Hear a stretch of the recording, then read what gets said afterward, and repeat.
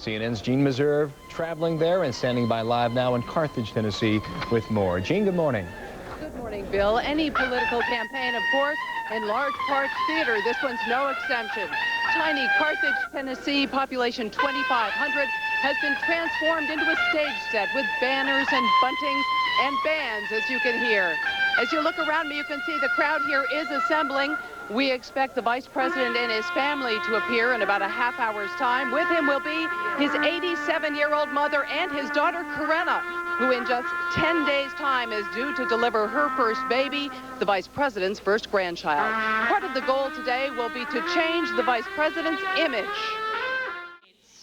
Ladies and gentlemen, my father, Al Gore. Beautiful.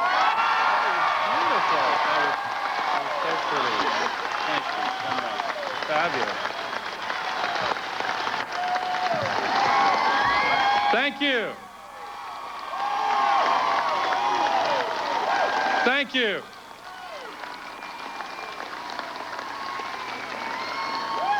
Thank you very much. Thank you, Corinna. To Tipper and to my beloved family, to the people of Tennessee and all of you, I see so many here who have been my friends as far back as I can remember.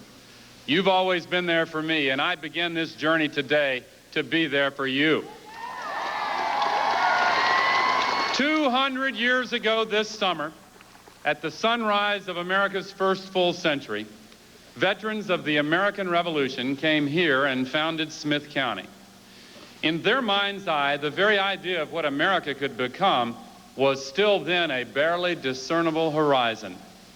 Yet they moved toward it, convinced of its fineness, certain the distance would yield a place better than they had ever known. Each of us has our own sense of the next finer horizon.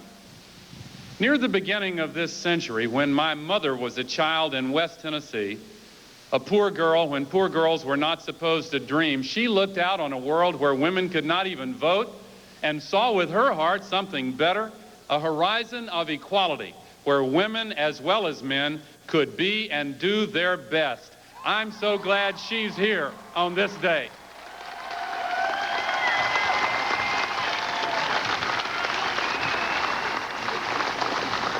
Halfway through this century, when my father saw that thousands of his fellow Tennesseans were forced to obey Jim Crow laws, he knew America could do better. He saw a horizon in which his black and white constituents shared the same hopes in the same world. He fought against the Southern Manifesto and for voting rights. His last election was lost, but his conscience won. He taught me all my life that that was what really counted.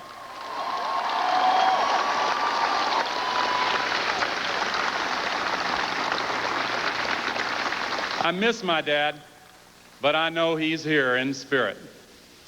Early in this decade, we set out to put America back to work. And today, the gifts that surround us are great. We have built a strong and growing economy. For many of our families, it is a time of firsts. First child to go to college, first mortgage for a first home, first regular paycheck, first grandchild. Under the policies President Clinton and I have proposed, instead of the biggest deficits in history, we now have the biggest surpluses in history. Instead of quadrupling our national debt, we've seen the creation of almost 19 million new jobs. Instead of a deep recession and high unemployment, America now has our strongest economy in the history of the United States. We remember what it was like 7 years ago, and I never, ever want to go back. America always looks forward to the next horizon. I want to keep our prosperity going, and I know how to do it. I want to do it the right way, not by letting people fend for themselves or hoping for crumbs of compassion, but by giving people the skills and knowledge to succeed in their own right in the next century. And I want to extend our prosperity to the unskilled and underprivileged, to Appalachia and the Mississippi Delta, to our farms and inner cities, to our new immigrants, y también en las comunidades. But as important as prosperity is, there is more to long for. There is a hunger and thirst for goodness among us. Just visible within a generation's journey is a new horizon. A 21st century America with stronger families, stronger communities, and a more vital democracy in which we live and govern according to our highest American ideals.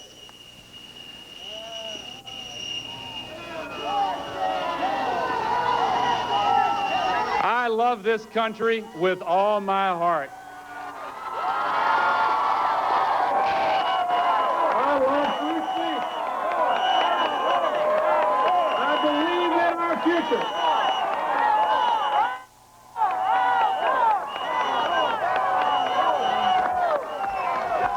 And I know that with our history as our rudder and our ideals at our compass, we can reach our new horizons. And so today I ask you to join with me to keep our economy growing and bring a new wave of fundamental change to this nation.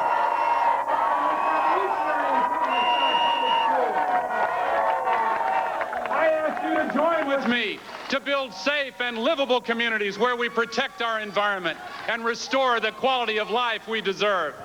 I ask for your help to strengthen family life in America, and I make you this pledge. If you entrust me with the presidency, I will marshal its authority, its resources, and its moral leadership to fight for America's families. With your help, I will take my own values of faith and family to the presidency to build an America that is not only better off, but better. And that is why today I announce that I am a candidate for President of the United States.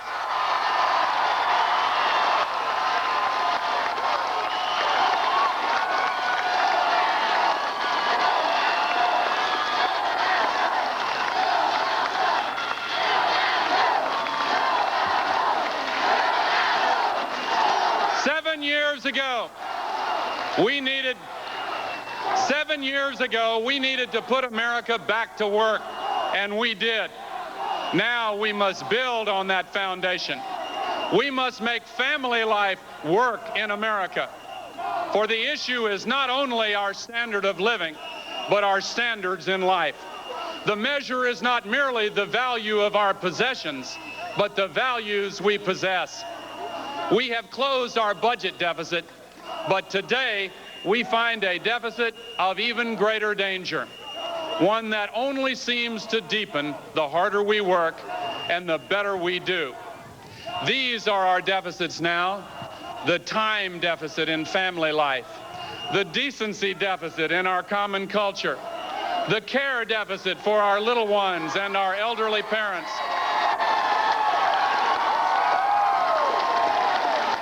our families are loving but overstretched. These deficits cannot be measured in monthly economic tables or even in the size of a family's paycheck. And with us live now, CNN's Jean Meserve standing by. Jean? Bill, as you know, these political events are very carefully choreographed, and the Gore campaign cannot be happy about the fact that heckling broke out at the key moment in the speech just when the vice president was announcing he was running for the presidency. It was a group called AIDS Drugs for Africa. They were moderately loud. Gore supporters tried to counter them with chants for Al Gore. Eventually, they were escorted out of the area.